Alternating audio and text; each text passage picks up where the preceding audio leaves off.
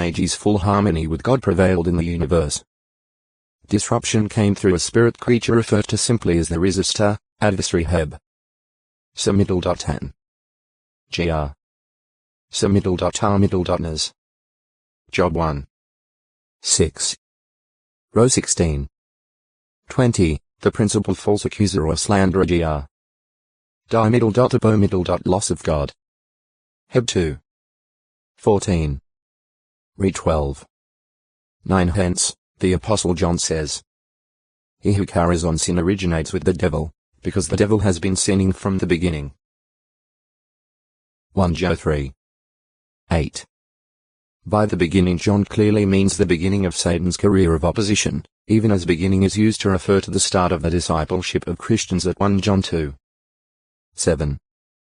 3. 11. John's words show that, once having introduced sin, Satan continued his sinful course. Hence, any person that makes sin his business or practice reveals himself to be a child of the adversary, spiritual offspring reflecting the qualities of his father. The Expositor's Greek Testament, edited by W. R. Nicole, 1967, Volume V, p. 185. Joe 8. 44. 1 Joe 3. 10-12. Since cultivation of wrong desire to the point of fertility precedes the birth of sin. 1. 14, 15, the spirit creature who turned opposer had already begun to deviate from righteousness, had experienced disaffection toward God, prior to the actual manifestation of sin. Revolt in Eden. God's will as expressed to Adam and his wife was primarily positive, setting forth things they were to do. Ge 1. 26-29. 2. 15. One prohibitive command was given to Adam, that forbidding eating of or even touching the tree of the knowledge of good and bad. Ge 2. 16, 17. 3. 2, 3. God's test of man's obedience and devotion is notable for the respect it showed for man's dignity. By it God attributed nothing bad to Adam. He did not use as a test the prohibition of, for example, bestiality, murder, or some similar vile or base act, thereby implying that God felt Adam might have some despicable inclinations residing within him. Eating was normal, proper, and Adam had been told to eat to satisfaction of what God had given him. Ge 2. 16. But God now tested Adam by restricting his eating of the fruit of this one tree, God thus causing the eating of that fruit to symbolize that the eater comes to a knowledge that enables him to decide for himself what is good or what is bad for man. Thus, God neither imposed a hardship on the man nor did he attribute to Adam anything beneath his dignity as a human son of God. The woman was the first human sinner. Her temptation by God's adversary, who employed a serpent as a medium of communication. See Perfection. The first sinner in the King of Tyre, was not through an open appeal to a morality of a sensual nature. Rather, it paraded as an appeal to the desire for supposed intellectual elevation and freedom. After first getting Eve to restate God's law, which she evidently had received through her husband, the tempter then made an assault on God's truthfulness and goodness.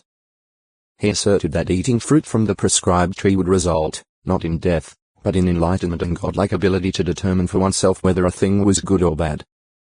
This statement reveals that the tempter was by now thoroughly alienated in heart from his Creator, his words constituting open contradiction plus veiled slander of God.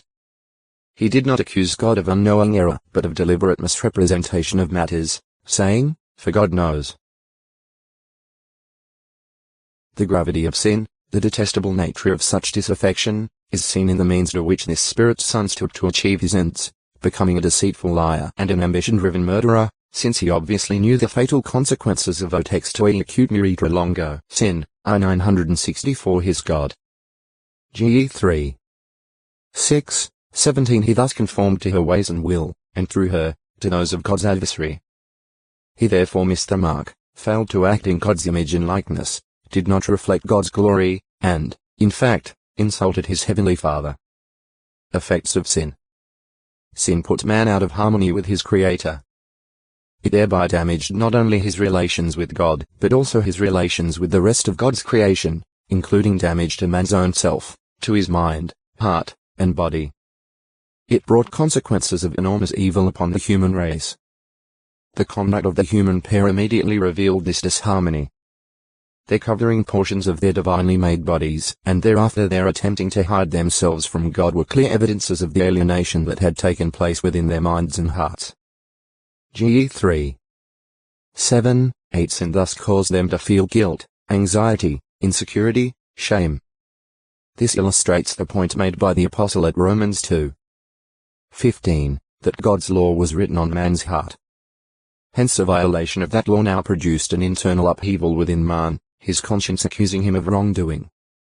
In effect, man had a built-in lie detector that made impossible his concealing his sinful state from his Creator. And God, responding to the man's excuse for his changed attitude toward his heavenly Father, promptly inquired, "From the tree from which I commanded you not to eat have you eaten?" GE 3. 9-11. To be true to himself, as well as for the good of the rest of his universal family, Jehovah God